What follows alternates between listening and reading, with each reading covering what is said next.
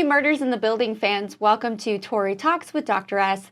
I'm Tori. This is Dr. S. Today we'll talk about Season 4, Episode 7. It's called Valley of the Dolls.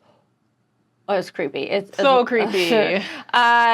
It's funny that the creepiest thing about this episode is the doll collection, but we'll get into that. All right, so the trio, as we know, they're hiding from this killer who's watching them. And so off to Long Island to see Charles's sister, Doreen, played by the hilariously talented Melissa McCarthy. Okay, as soon as she opened the door, I was like, oh, yes, I'm in it. I'm highlight so of the season so far. Yeah, I think so, definitely. Yep. What a character she is. So obviously she does have a doll collection. She also makes her husband stay in the boat on the driveway, which is called Master Boater. She also has a very unhealthy crush on Oliver. Yeah. It's not really awkward. She's feeling something. Super awkward. Yeah. She makes him a drink called a Sweaty Betty. It's Crystal Light and vodka. That sounds...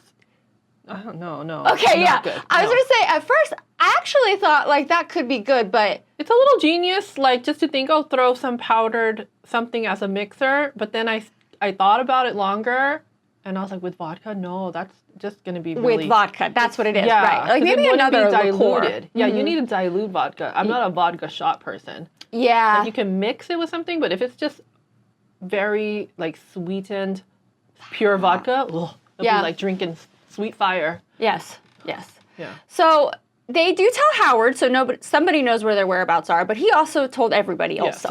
He's not trustworthy. No, he's a gossip. Stop it. Yeah. So first is Bev Mellon, who just has to have confirmation that the brothers, sisters aren't the murderer. And he's kind of like, yeah, we're sure pretty much, but not really sure. They can't be sure of anybody. And then the three actors show up. And then Loretta, because Oliver breaks up with her over text because of her response to the proposal.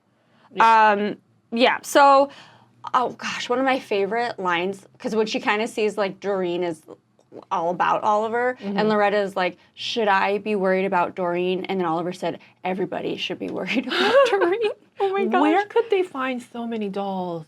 Yeah, I don't know. That was a lot of dolls of all sizes. I mean, that is a real thing, doll collecting, right? Yeah. So maybe they called somebody. Big and small, life size and mini. It was really weird. It was really scary.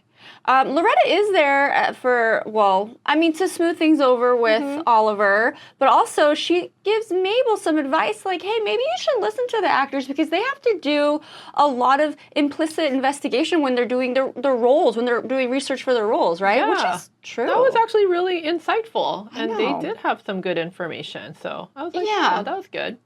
Yes, and then we are treated to a wonderful physical altercation between Loretta and Doreen, which was awesome.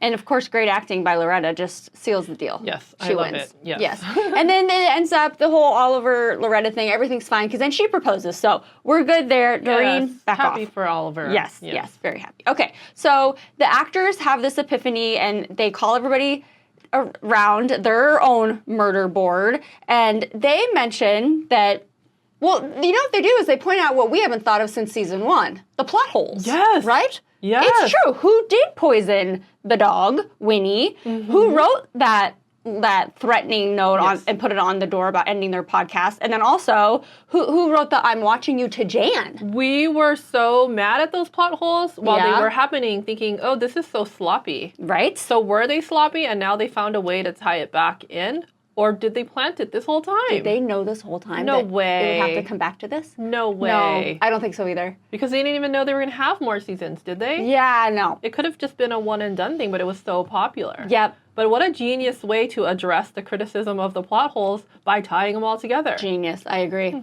I'm impressed. Yeah, I mean, it doesn't really help us except for we know that this runs deep, this hatred, and Saz apparently knew about it because she had notes in her place with the same things, like the dog, and you know, so she was onto something there. And then Howard does do his part back in the city with the bodega worker, where he finds out that the Westies have been cashing Dudenoff's Social Security checks.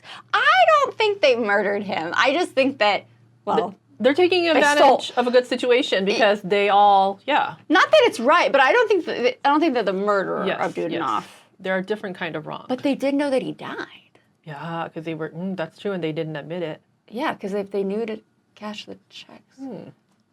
Or did he ask them to cash his checks for him, and they're just... But then he's dead. But then, yeah, he's dead. So he wouldn't get the checks. But they wanted to think he was alive. I don't know. I just got really confused. Yeah. But anyway, we didn't really get anywhere except for, we got to bring back the plot holes. Right. Nowhere closer to a murderer, but at least things happened. Yeah. Right? Some more information was revealed. So that was kind of good. Yeah. Yes. I don't know. Let us know. What do you guys think? Comment below, and then we'll see you next week. Thank you for watching. Bye-bye.